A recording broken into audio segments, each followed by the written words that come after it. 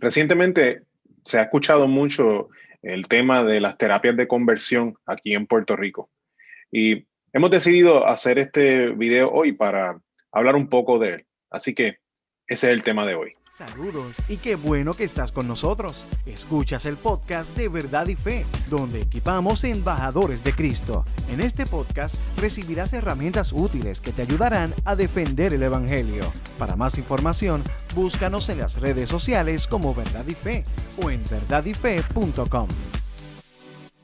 Saludos y bienvenidos a este nuevo episodio de Verdad y Fe. Hoy vamos a estar hablando de terapias de conversión. Mi nombre es Rick Lipset. Recuerda que puedes encontrar nuestro ministerio en el internet en verdadyfe.com y puedes enviar tus preguntas a preguntas@verdadyfe.com. Es importante que ustedes sepan que el Ministerio de Verdad y Fe es un ministerio de apologética cuyo propósito es poder equipar a la Iglesia de Jesucristo a poder defender su fe de manera racional y bíblica. Es por eso que deseamos hablar de este tema hoy, pues en la conversación actual, al menos aquí en Puerto Rico, ser cristiano, en la mente de algunos, es equivalente a estar de acuerdo con las prácticas nocivas de las terapias de conversión. Así que quiero comenzar diciendo la siguiente afirmación. Todos estamos de acuerdo que las terapias extremas de conversión, según definidas propiamente, son una práctica terrible que nadie que afirme la moralidad, sea cristiano o no, va a poder apoyar. Quiero darles dos definiciones sobre lo que es la terapia de conversión. La primera es de acuerdo a una organización que se llama ILGA World. ILGA World, esas siglas, lo que representa es la Asociación Internacional de Lesbianas, Gays, Bisexuales, Trans e Intersex. Y esta organización define lo que es la terapia de conversión de la siguiente manera. Las terapias, estoy citando, las terapias de conversión incluyen administración de electrochoque, internamientos forzados en clínicas y exorcismos que empujan a personas de diversas orientaciones sexuales, identidades y expresiones de género a vivir vidas de autodesprecio hasta las extremas consecuencias de cometer suicidio. Así que esta es la definición que nos da una organización LGBT que, sobre lo que es estas prácticas de terapias de conversión. Pero también quiero añadir otra que provee el NHS de Inglaterra. NHS de Inglaterra dice, y también estoy citando, la terapia de conversión, a veces llamada terapia reparativa o terapia de cura para homosexuales, intenta cambiar la orientación sexual o la identidad de género de alguien. Estas pueden ser el ingresar en grupos de oración, pero puede incluir exorcismos, violencia física y privación de alimentos e incluso violación correctiva. Obviamente, desde una perspectiva secular, ¿verdad? El Estado no puede impedir que alguien decida orar o un grupo de personas decida orar, porque pues estamos en un país donde existe la división y la separación de iglesia y Estado. Por lo tanto, el Estado no me puede decir a mí cuál es la religión o cuál es la práctica religiosa que yo llevo a cabo. Eso significa que el Estado no me puede decir a mí por qué yo oro y cuándo yo oro, si oro o no oro. Eso no le corresponde al Estado. Esa esfera el Estado no puede entrar en ella. Así que ya de por sí, pues quiero sacar del medio la objeción de que una terapia de conversión puede ser un grupo de oración, porque pues eso no hace sentido. Además de que si la persona que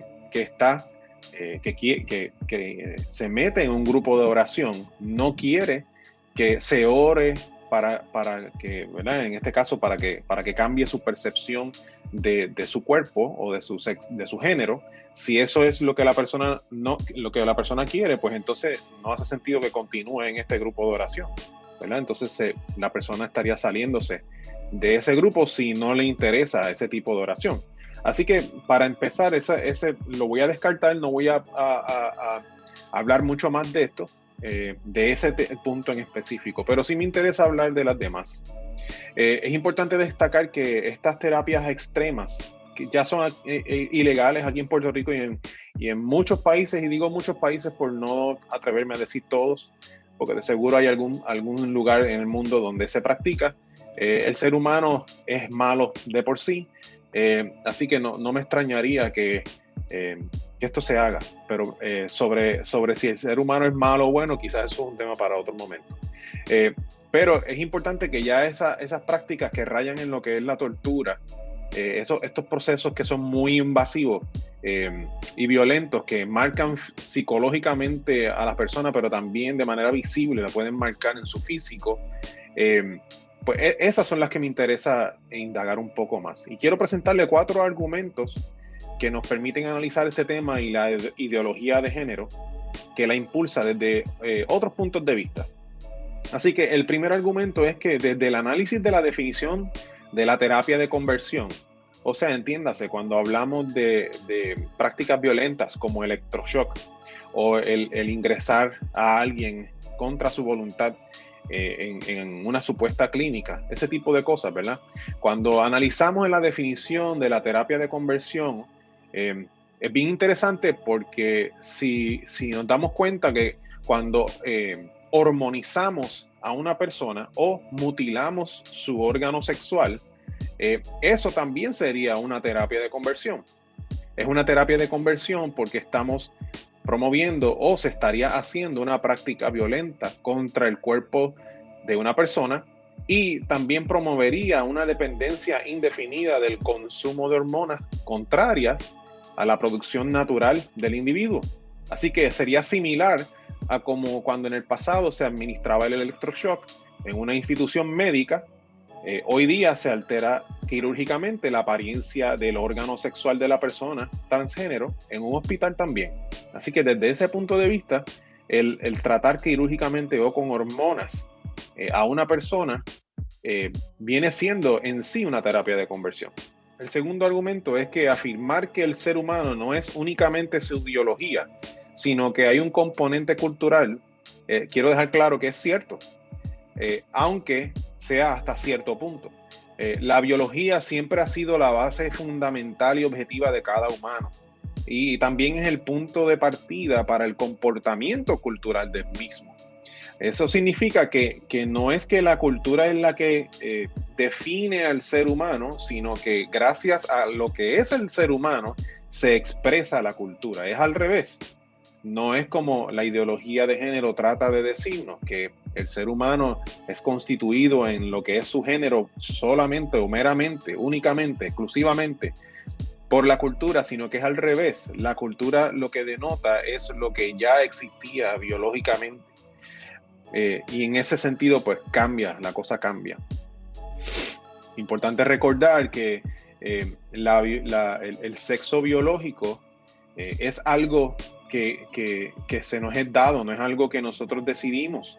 Eso significa que antes de nosotros nacer, ya nuestro código genético decía si íbamos a ser varón o hembra, si íbamos a ser nene o nena. Ya estaba definido antes de nosotros nacer e incluso después de morir. Si cientos de años de aquí en adelante, cientos de años nos encuentran nuestros restos, van a poder identificar si éramos mujer u hombre al examinar nuestra constitución genética. Eso ya está comprobado. El tercer argumento es que cuando nosotros tenemos algo que no funciona bien en nuestros cuerpos, pues nosotros vamos y buscamos arreglarlo, ¿verdad? Si nos duele, tenemos un dolor de muela, pues nosotros inmediatamente vamos y visitamos un dentista para que nos resuelva el problema de la muela.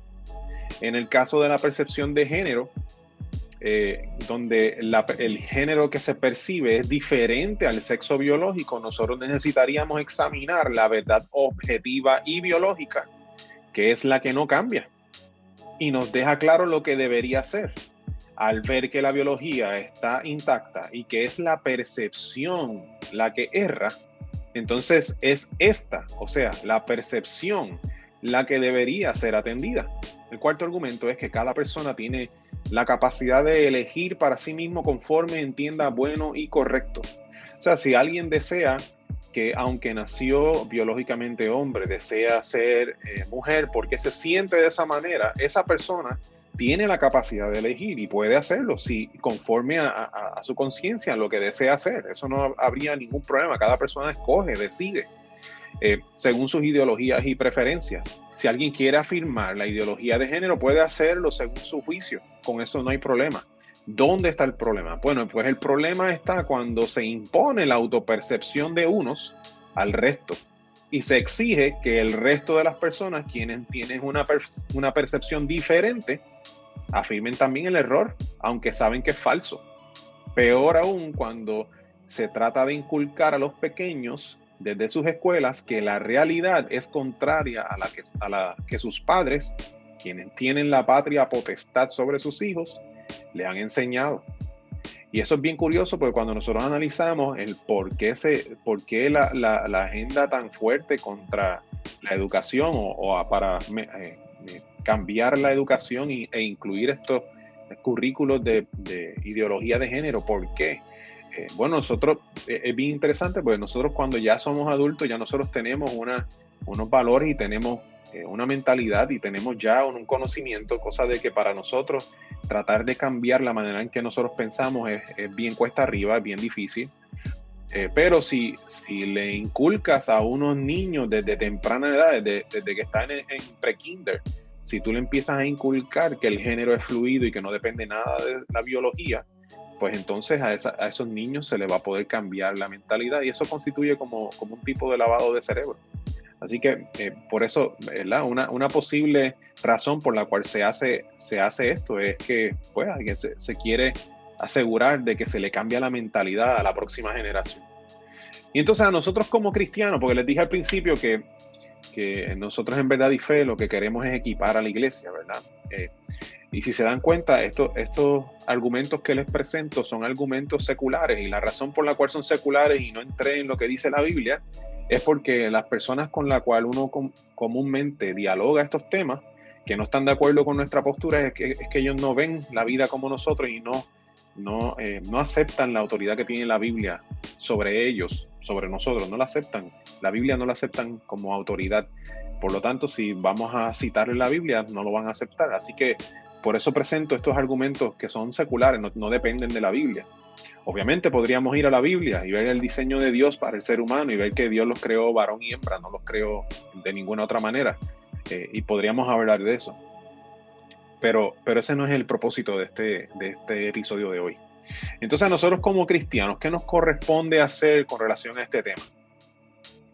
Bueno, pues nosotros como cristianos primero nos tendríamos que cuestionar si nosotros estaríamos de acuerdo con el electroshock, si estaríamos de acuerdo con unos internados forzados en clínicas o instituciones mentales, si estaremos de acuerdo con eso, si estaríamos de acuerdo con hacer un exorcismo para una persona que presenta una atracción sexual diferente a la que sabemos que la Biblia enseña, o algún tipo de desviación.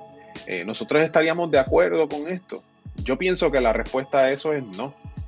Por eso fue que comencé diciendo una afirmación tan clara de que no estamos de acuerdo con las terapias de conversión, ¿cierto?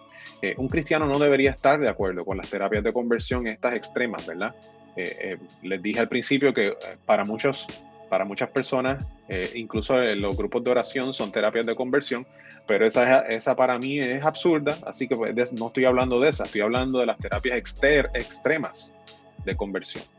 Y esa, yo entiendo que todo cristiano podría decir fácilmente que no están de acuerdo con el exorcismo, no están de acuerdo con el electroshock a estas personas porque tienen una desviación de lo que nosotros conocemos, que sabemos que es cierto. Pero también nosotros necesitamos cuestionarnos lo siguiente. Nosotros tenemos el poder de hacer que una persona cambie su atracción sexual. O sea, yo tengo ese poder de hacer algo yo y eso que yo hago produce que la persona cambie su atracción sexual. Yo tengo ese poder. Y yo pienso que también la respuesta a esa pregunta es un no. Nosotros no tenemos ese poder. Nosotros como cristianos sabemos quién tiene ese poder. Sabemos que Dios puede transformar la mente de las personas. Sabemos que lo puede hacer, que el Espíritu Santo puede obrar en la persona y puede hacerle ver la verdad y puede hacerle atesorar la verdad. Sabemos que eso sí, que Dios lo puede hacer, pero yo no puedo hacerlo. Por lo tanto, ese peso, esa carga de que si la persona cambia de parecer o no me corresponde a mí. A mí me corresponde otra cosa que les voy a mencionar ya mismo. Pero si vamos a la Escritura, ¿verdad? Porque ahora la pregunta es ¿qué nos corresponde a nosotros como cristianos en este tema. Así que como es lo que nos corresponde a nosotros los cristianos, pues ahora puedo ir a la Biblia. Y la Biblia en Mateo capítulo 7, versículo 12 dice: haz a los demás todo lo que quieras que te hagan a ti. Esa es la esencia de todo lo que se enseña en la ley y en los profetas. Haz a los demás todo lo que quieras que te hagan a ti. Si tú tienes un concepto, o si tú piensas diferente, ¿tú estarías de acuerdo que te hicieran electroshock o que te hicieran un exorcismo porque piensas diferente? Yo creo que no. Así que haz a los demás todo lo que quieras que te hagan a ti. Mateo 22, 36 al 40 dice: Maestro, ¿cuál es el mandamiento más importante en la ley de Moisés? Jesús contestó: ama al Señor tu Dios con todo tu corazón, con toda tu alma y con toda tu mente. Este es el primer mandamiento y el más importante. Hay un segundo mandamiento que es igualmente importante: ama a tu prójimo como a ti mismo. Toda la ley y las exigencias de los profetas se basan en estos dos mandamientos. O sea que no solamente amamos a Dios con todo lo que somos, ¿verdad? Con nuestro corazón, con nuestra alma y con nuestra mente. No solamente eso, sino que eso también se demuestra a nosotros amando al prójimo. Así que nosotros amamos al prójimo. ¿Es una actitud de amor el meternos en lo que son las terapias de conversión? No es ser amoroso. Y vuelvo y repito, estoy hablando de las terapias extremas de conversión. No estoy hablando de orar por alguien. Eso no. Eso sí lo podemos hacer. Si eso es una terapia de conversión, que yo no estoy de acuerdo con que sea una terapia de conversión, pero estaba en la definición de ahorita, por eso la leí. Pero yo no estoy de acuerdo con que orar es una terapia de conversión. Pienso que es absurdo, pero nosotros podemos orar por las personas, ¿verdad? Y podemos interceder por las personas y que Dios se les revela a esas personas.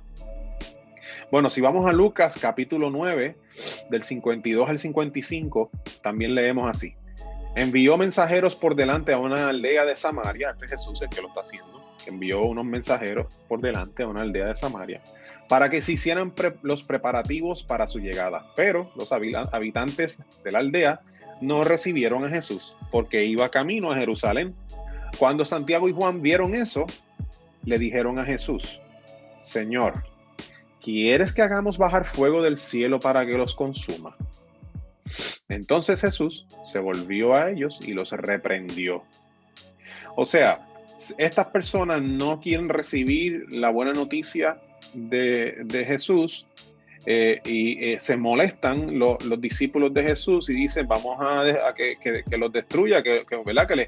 Que el fuego les consuma, que caiga fuego del cielo y les consuma. Y Jesús lo que hizo fue regañar a sus discípulos.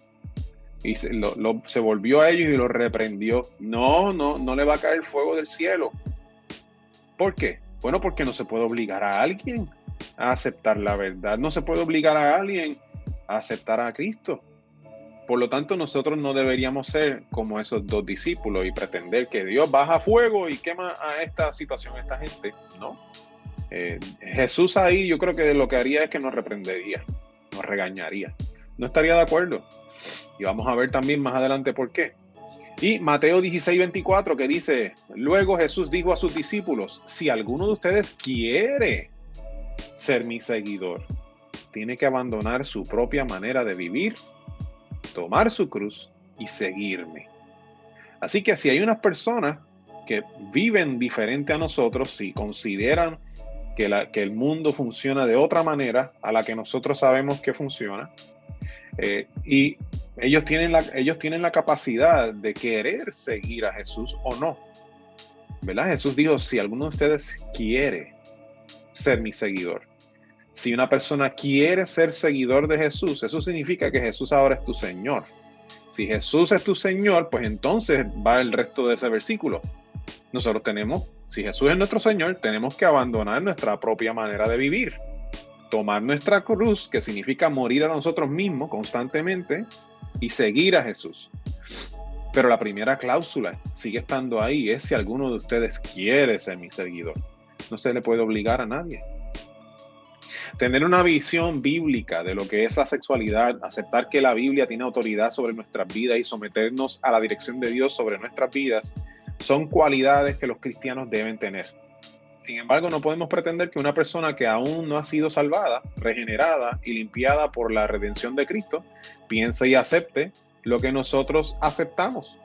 A nosotros lo que nos corresponde es ser buenos embajadores de Cristo y presentar el Evangelio de la manera más atractiva posible, sin dejar las verdades bíblicas a un lado.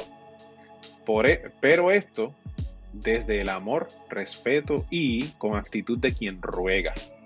Dice 2 Corintios 5:20. Así que somos embajadores de Cristo.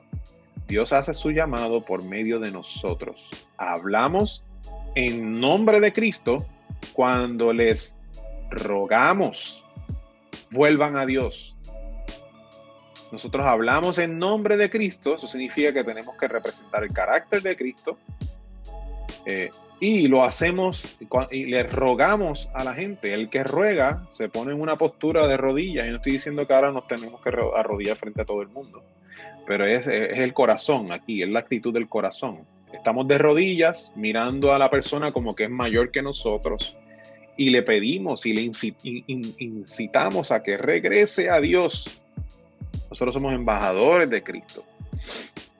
No obligamos a nadie, rogamos. Y lo hacemos en nombre de Cristo, representando quién Él es. Ok, pues entonces si ya hablamos de lo que es la terapia de conversión según la definición correcta y cuál debe ser nuestra postura, incluso ya les compartí 4 argumentos o 4 formas de ver este problema que nos pueden ayudar para tener conversaciones con alguien que ahora presenta una oposición hacia el mensaje de Cristo por todo este revolú de las terapias de conversión que se ha dado aquí en el país, en Puerto Rico. Pues entonces, ahora quisiera hablar un poco de por qué entonces nosotros tenemos una oposición a este proyecto de ley que ya se derrotó, pero sigue estando en la boca de muchos e incluso se ha tratado de lanzar nuevamente.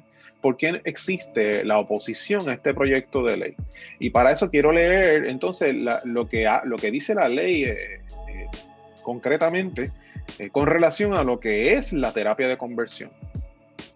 Y voy a leer aquí, cito, dice: terapia de conversión es aquella práctica o tratamiento provisto por una entidad o profesional licenciado o certificado para proveer servicios de salud mental que busca cambiar la orientación sexual o identidad de género en un individuo.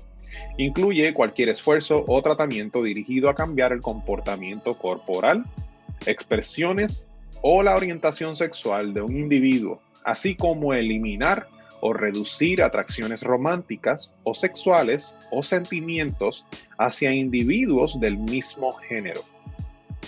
Ok, aquí el problema con esta definición es que es demasiado ambigua. Es demasiado ambigua como para querer establecer leyes, porque deja abierto a la interpretación lo que es cualquier esfuerzo. ¿Verdad? Cualquier esfuerzo o tratamiento dirigido a cambiar el comportamiento corporal. ¿Qué es eso de cualquier esfuerzo? Cualquier esfuerzo incluye tener conversaciones sobre lo que dice la Biblia acerca del sexo fuera del matrimonio, diseñado por Dios.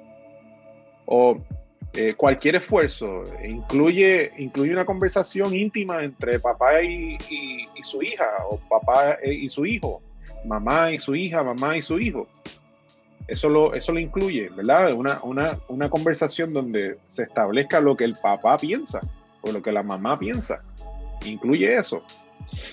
¿Qué incluye? Es demasiado ambigua y ese es el problema serio con esta definición. ¿Qué es una terapia de conversión? Y la realidad es que el proyecto de ley no define lo que es una terapia de conversión. Lo da por asumido, ¿verdad? Uno tiene que asumir que uno sabe. O ellos asumen que uno sabe lo que es una terapia de conversión, pero cuando se establecen leyes de esa manera, eso significa que va a estar abierto a la interpretación de jueces, y entonces eso puede ir para cualquier lado. Por eso es que las leyes tienen que estar súper bien definidas. Pero bueno, el proyecto de ley continúa hablando de lo que es maltrato y dice, cito nuevamente: maltrato, todo acto u omisión intencional en el que incurre el padre, la madre o persona responsable del menor de la naturaleza que ocasione o ponga a éste en riesgo de sufrir daño o perjuicio a su salud e integridad física, mental y o emocional, incluyendo abuso sexual, terapia de conversión o la trata humana, según es definido en esta ley. También se considerará maltrato el incurrir en conducta obscena y o la utilización de un menor para ejecutar conducta obscena, permitir que otra persona ocasione o ponga en riesgo de sufrir daño o perjuicio a la salud e integridad física, mental y o emocional de un menor. Ok, termino la cita. Uno lee esto y uno dice, pues yo estoy de acuerdo con todo eso. Eso está muy bien. El problema es terapia de conversión. No me la definiste bien.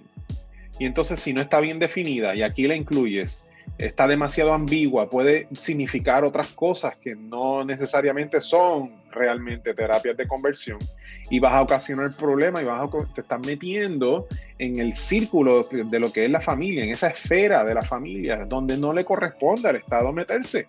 La patria potestad no es del Estado, es de los padres. Y entonces ahí me dice que el padre o la madre puede meterse en lo que es el maltrato, pero el maltrato está tomando en consideración la terapia de conversión, que ya había dicho que era cualquier esfuerzo o tratamiento. O sea, cualquier esfuerzo o tratamiento, volvemos, significa que los padres pueden tener una conversación con sus hijos y el Estado se mete y se los lleva porque tuvo una conversación con sus hijos. Eso es un esfuerzo, eso es un tratamiento. O que de repente en un grupo pequeño de su iglesia empiecen a orar para que Dios toque el corazón de esta persona y le haga ver la verdad tal cual es, como Él la diseñó. Y entonces eso también es un esfuerzo que es muy ambiguo, por eso es el problema con la ley. Además de eso, pues aquí se dio un salto hacia las entidades profesionales o licenciados. Así continúa diciendo el proyecto de ley, y cito, maltrato institucional. Cualquier acto en el que incurre un operador de un hogar o de crianza o cualquier empleado o funcionario de una institución pública o privada que ofrezca servicios de cuidado durante un día de 24 horas o parte de este, o que tenga bajo su control o custodia a un menor para su cuidado, educación, tratamiento o detención, que cause daño o ponga en riesgo a un menor de sufrir daño a su salud e integridad física, mental y o emocional, incluyendo, pero sin limitarse, el abuso sexual, terapia de conversión, la trata humana, etcétera, y sigue por ahí. Ok, bajo esta parte entonces se puede penalizar legalmente a un cuido o escuela que incurra en terapias de conversión. Pero volvemos, ¿cuáles son las terapias de conversión? Es cualquier esfuerzo. Ahora usted imagínese una academia cristiana que empieza a tener una conversación en su clase de Biblia, empieza a tener una conversación sobre la sexualidad según la diseñó Dios, según la Biblia lo dice. Y esa conversación para algún padre puede ser vista como invasiva o quizás para el padre ni tan siquiera, porque el padre lo que tiene que hacer es sacar a su hijo de esa academia, ¿verdad? Si ese fuese el caso. Pero un tercero que escuche esta conversación puede ofenderse y entonces denunciar a la escuela. Y bajo este proyecto de ley que está tan ambiguo, pues podrían hasta quitar esta institución académica. Sería un problema serio. Sería criminalizar a esta institución. Así que por eso también crea incomodidad. Me parece bien interesante. Estuve haciendo una búsqueda y también encontré un artículo escrito en el periódico El Nuevo Día por Javier Colón Dávila y David Cordero Mercado. Y dice así, voy a citar el artículo. Dice, Rubén Soto, del distrito de Arecibo, dijo oponerse porque no existe evidencia científica de que esa práctica se da en Puerto Rico. Creo que en eso el Estado no debe entrometerse, dijo. Es una responsabilidad estricta de los padres y cualquier asunto o mezclarlo con otras cosas sería desviar la atención para adelantar que el Estado entre en la educación sexual de los niños cuando le toca a los padres.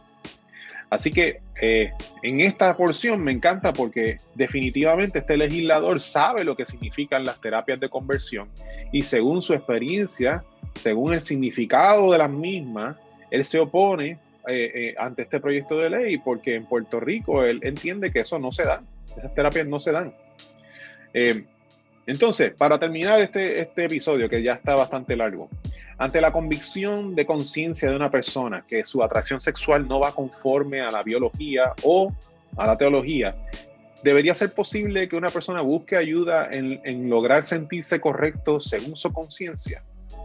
Obviamente no estamos hablando aquí de las atrocidades que ya deberían ser ilegales, como el electroshock o el internado obligatorio, las violaciones correctivas, nada de eso, ¿verdad? No estoy hablando de nada de eso. Pero una persona que su convicción teológica le indica que aunque se siente, tiene una autopercepción de una manera, pero su biología dice otra, si esa persona por voluntad propia decide, no, yo necesito que tanto mi mentalidad, mi autopercepción y mi biología estén alineadas a la misma vez, en el mismo lugar. Si una persona decide esto, entonces significa que el Estado se tiene que meter con esa persona y no permitirle que busque algún tipo de ayuda. Y cuando digo algún tipo de ayuda, no me refiero para nada a las terapias de conversiones extremas estas de electroshock y exorcismo y violaciones correctivas, ni nada de eso. No estoy hablando de nada de eso.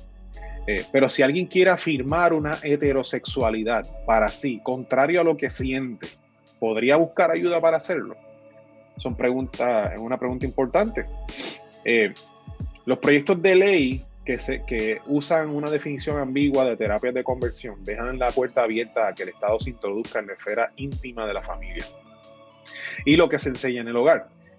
También es una intromisión en lo que la conciencia de un individuo puede o no puede decir. Es un intento de control que nunca le correspondió al Estado.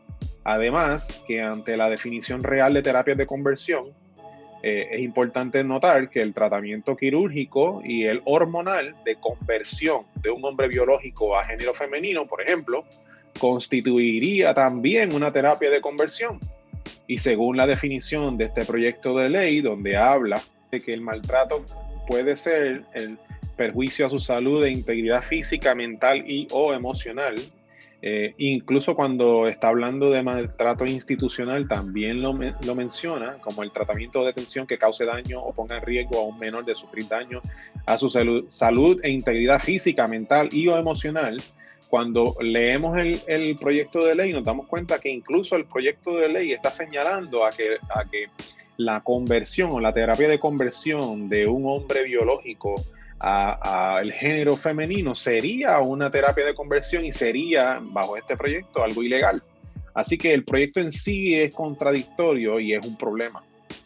Pero bueno, este tema pica y se extiende. Aquí en Puerto Rico llevamos meses hablando de él. No habíamos hecho un episodio aún de Verdad y Fe porque cada vez que pensábamos en el tema veíamos la complejidad del mismo, y de hecho hay cosas que quizás no se trajeron aquí, que se podrían hablar de ellas, como por ejemplo la agenda que hay detrás de esto, del control de población y todo eso.